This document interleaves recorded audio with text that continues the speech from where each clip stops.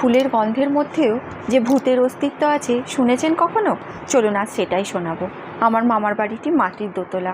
সেই দোতলাতে একটা সুন্দর বারান্দা ছিল, আর সেই বারান্দাটাতে আমি ছোটোবেলায় পড়তে বসতাম। তখনকার দিনে ওই লাল বাল্ব, আর না হলে কারেন্ট অফ হয়ে গেলে হ্যারিকেনের আলো, এই ছিল সঙ্গী।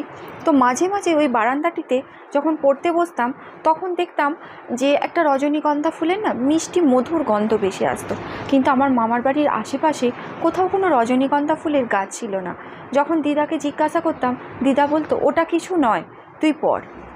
পরবর্তীকালে জানতে পারলাম যে ওই বারান্দাটিতে আমার বড়দাদু অর্থাৎ আমার দাদুর বাবা মারা গিয়েছিলেন, এবং তার গলায় দেয়া হয়েছিল একটা রজনীগন্ধা ফুলের তখনকার দিনের একটা মোটা মালা, এবং সেই গন্ধটাই তিনি মারা যাবার পরেও আমরা পেতাম।